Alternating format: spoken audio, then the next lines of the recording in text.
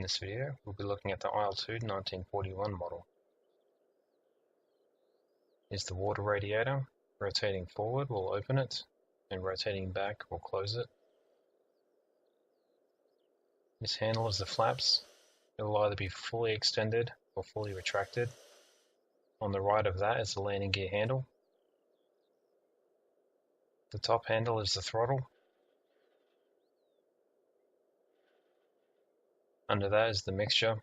If you raise it up, that's intermediate for normal operations, and pushing it all the way forward gives you a boost, and pulling it back is idle. The brown wheel is RPM control. Rotating forward is higher RPM, and rotating back is lowering RPM. This handle here is the elevator trim.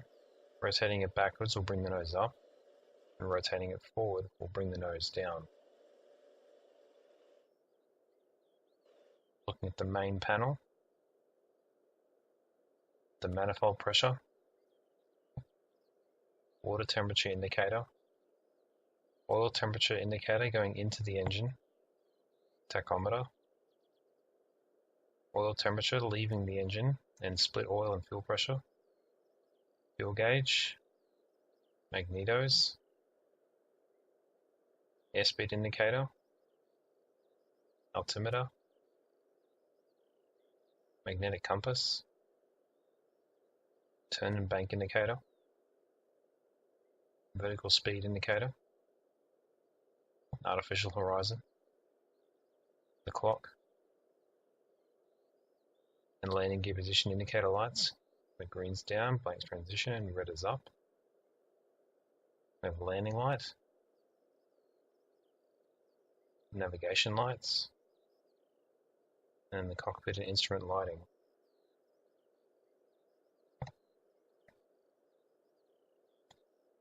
Coming up to the right, we have the oil radiator. Pushing forward will open it, and pulling back will close it. And to our lower right, we have the tail wheel control.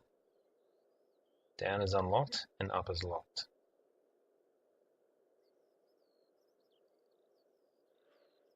To start the IL-2, we just press E and watch the automated start sequence begin.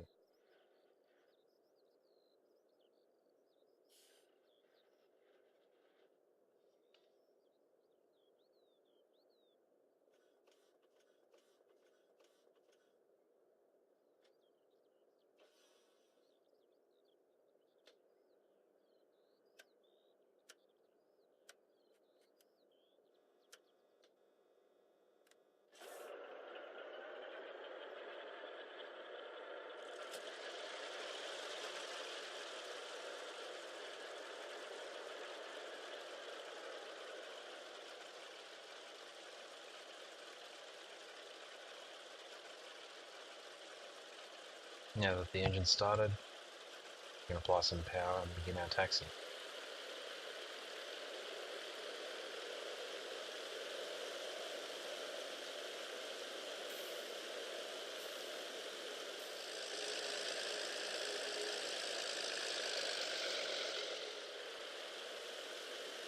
To give yourself the most control of the L2 while taxiing, it's best to make sure that you keep the tail wheel unlocked.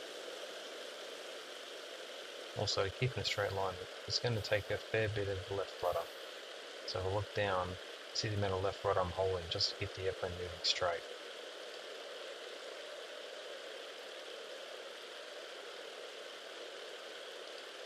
Now when I want to line up on the runway, I can just relax that left rudder pressure and let the airplane bring itself around to the right. Apply the left rudder with some brake. This will help us line up with the runway. Now we can lock the tail wheel, roll forward, let the tail wheel align itself, and we can come to a stop and get ready for takeoff. First thing we're going to do is close the canopy. Then we're going to set the water radiator fully open. Mixture to the intermediate position, which is straight up. RPM to maximum. Then we're going to open the oil radiator completely. Tail wheel is locked.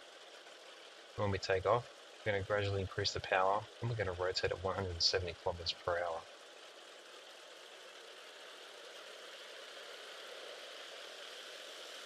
So we begin applying power. The airplane starts rolling. You're going to need to apply some left rudder to keep the airplane straight. As the airplane begins accelerating, add some forward pressure to bring the nose down.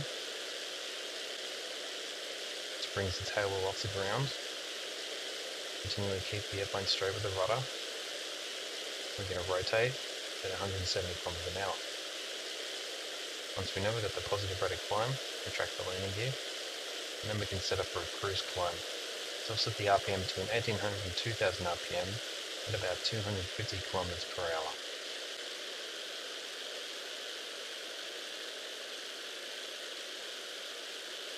We'll make a left turn and stay in the pattern and go over how to land. On the downwind, set your manifold pressure to between 5 and 6 and maximum RPM. Your airspeed will be below 250 km per hour, at which point you'll extend the landing gear. Then you can adjust the water and oil radiators as required to maintain temperature, and also ensure your tail wheel is locked. Now by the end of downwind, you'll be at about 220 km per hour, and at this point you're going to extend the flaps. With the extra drag created by the flaps, you're going to slow below 200, and at that point you're going to begin a circular turn towards final, and then you'll be at an approach speed of around 185 km per hour.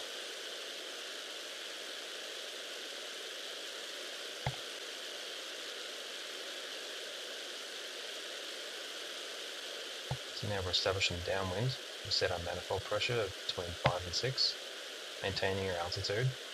We're going to slow down below 250. So now we can drop the landing gear. And we adjust our oil and water radiators as required.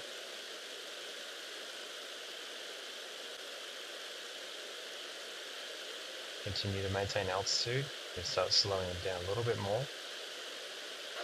And by the time we're reaching a touchdown point, we should be below 220 km per hour. So right about here, we're pretty much at being the touchdown point, and we're on airspeed. So now we can extend the flaps out. Since they come out full, you're going to have to make sure you adjust your pitch to keep the altitude. You're going to slow down below 200 km per hour. Now we can begin our circular base to final turn at the approach speed of about 185 km per hour. It's going to be a bit more of a challenge to maintain sight, so you need to shift forward every now and again in order to keep eyes on the runway until you come further around on the final. So you can adjust your power and your pitch as you need to get that aiming point where you want it and your airspeed on target.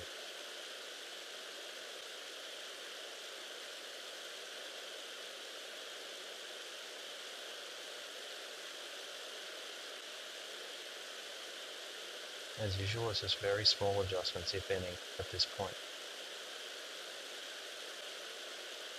We can roll out on final, keep flying towards our aiming point, maintaining our airspeed.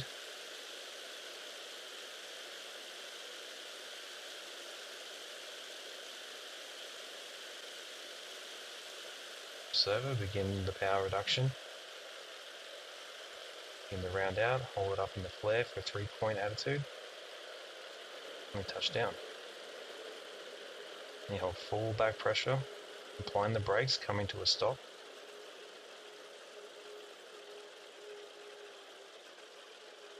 Once you're at a safe taxi speed, you can open the canopy and retract the flaps and exit the runway. And to give ourselves more directional control while taxiing, we're going to unlock the tail wheel. That's a familiarization video for the IL-2 1941 model. If the video helped you out, let me know in the comments and don't forget to subscribe.